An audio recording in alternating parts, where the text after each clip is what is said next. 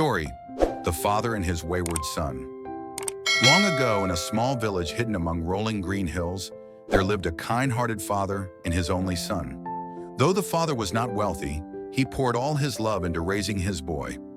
Every morning he worked hard in the fields, and every evening he would sit by the lamp, waiting for his son to come home, smiling as he listened to every little story the boy shared.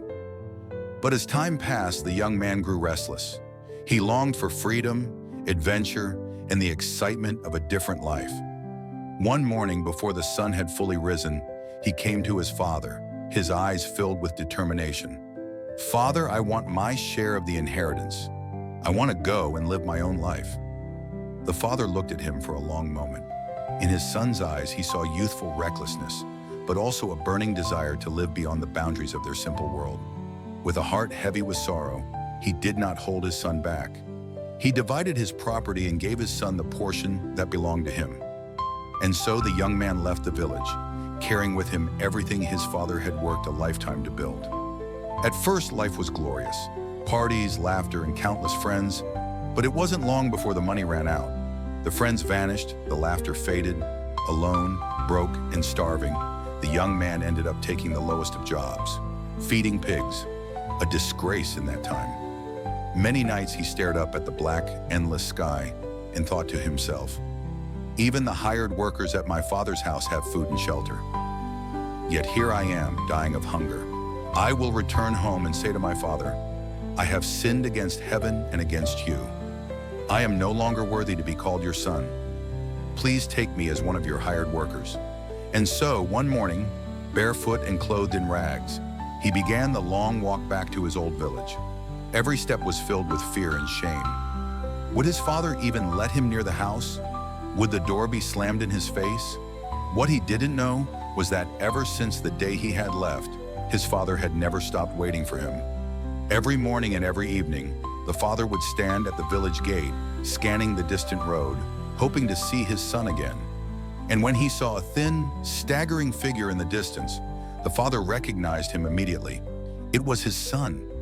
Without hesitation, the old man ran toward him, ignoring the judgmental stares of the villagers, ignoring the burden of age. He threw his arms around his son and wept. "Father, I have sinned against heaven and against you," the son cried. "I am no longer worthy to be called your son." But the father didn't let him finish. He held his son tighter and shouted to the servants, "Quick, bring the best robe and put it on him. Put a ring on his finger and sandals on his feet. Prepare a feast, for this son of mine was dead and is alive again. He was lost and is found."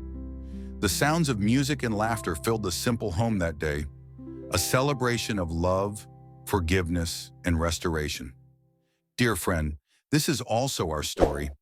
There are times when we stray far from God, chasing the bright lights of the world, thinking we can build a life on our own.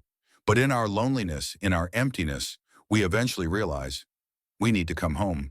And God, like the loving father in the story, has never turned his back on us. Every day he waits, his eyes full of hope. No matter how many times we fall, no matter how broken our hearts become, God is ready to run toward us, embrace us, wipe away our tears, and welcome us back with a feast of unconditional love. God's love is not based on our achievements or how worthy we think we are. His love is simply this: he loves us, and he will always love us. Today, if there is an emptiness, a wound, or a regret in your heart, don't hesitate. Come back to God. He is waiting for you with open arms and a heart full of endless love.